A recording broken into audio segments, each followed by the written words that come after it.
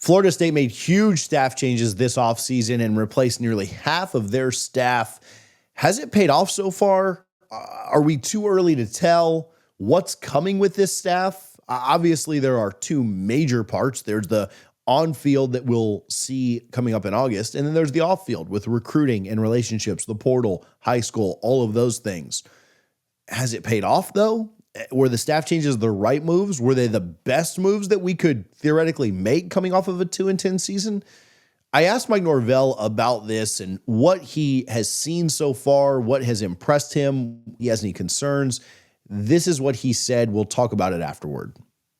Yeah, I mean, I think all parts of it. I mean, it's I'm excited about this staff. I'm excited about the direction of this staff and really how they've how they've went about the recruiting process and identifying guys that we feel like we need, building the right relationships, make sure we're doing the things necessary to put ourselves in position, because in all reality, there's when you have the changes that we've had, there's an infusion of excitement around our program, and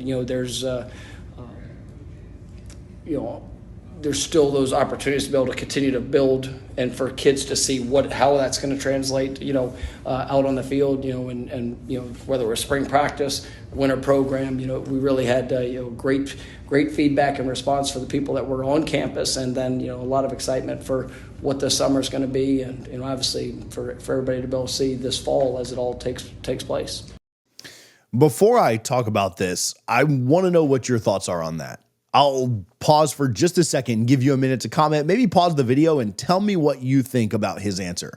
I don't want what I say to dictate what you write. So honestly, pause the video. Let me know what you think about what he just said, and then I'll tell you what I think. Again, just as a quick recap, if you're still commenting while you're, watching me talk, he said he was excited about it, said that kids are excited about the changes. Obviously, a lot of times, anytime there's change, there is some excitement that is built in. I believe that. I do think that that's pretty honest. I don't have a problem with that. Opportunities to build relationships, see how that ends up translating. TBD, right? We're not to December yet. We're not to signing day yet. It's hard to really know. The staff has only been in place for a couple of months, so I understand that. Getting good feedback, the kids on campus and the kids that are coming to campus during the summer seem like they're pretty excited. All of that said, recapping his answer and talking through it, this seemed like the most coach speak answer of the entire day to me. We've done a few of these videos. We've got a couple more to go.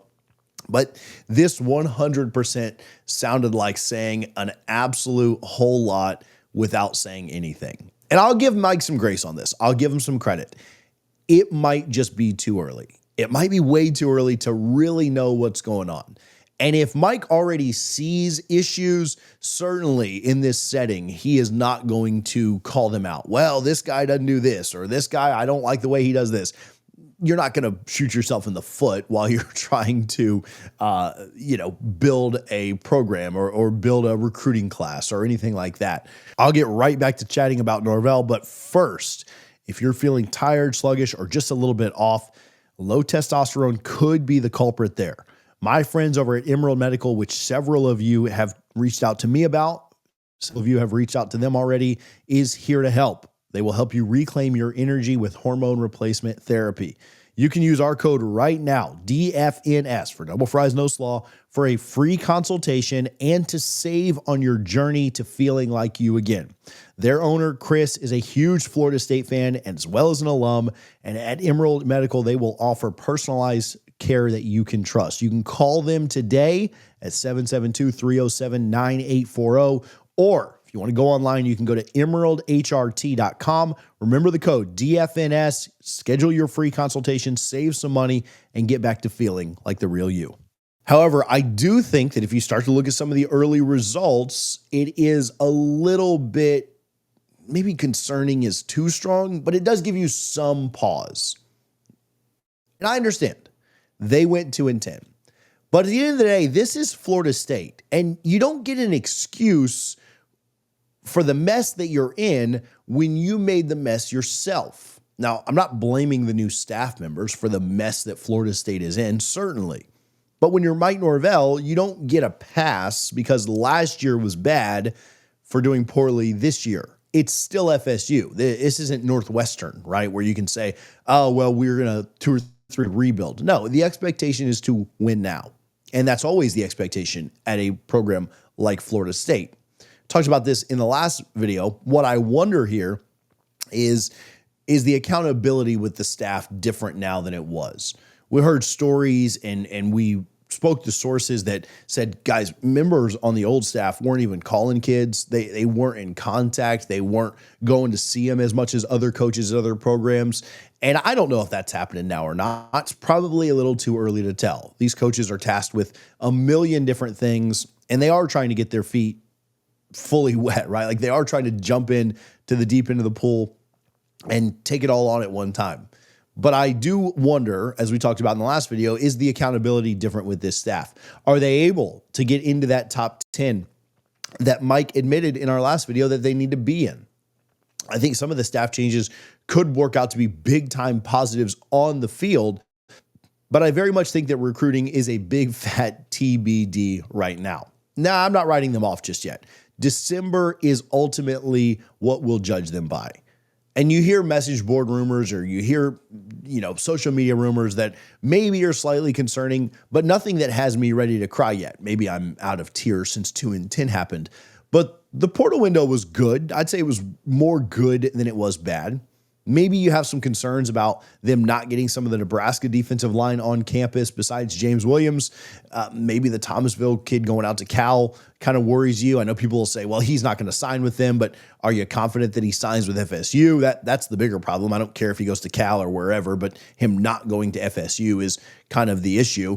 Concerns around QB recruiting right now, but at the end of the day, I still think it's TBD. However, Mike dancing around this question pretty heavily would probably throw up, for me, more red flags than it doesn't, right? I think that if he could have been more specific about what he's liked about guys, what has really changed, honestly, the proof is in the pudding. Mike saying things or not saying things doesn't really do a whole lot. Florida State needs to land elite talent. And at this point in the cycle, they're not quite doing that. However, there is a long way to go. I think they flipped 5 blue chip guys in the last 2 weeks before signing day. Certainly, they could do something like that again this year. They could have a really good finish. They could have a hell of a summer, and it would pause a lot of concerns that people have.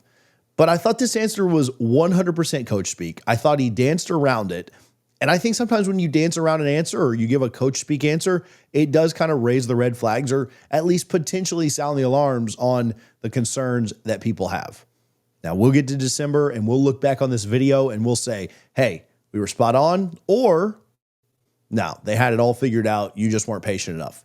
Which way is that going to go? I don't know. It's way too early to tell. Let me know your thoughts. I want to hear what you think about what he said. We will talk to you soon here on Double Fries No Slaw.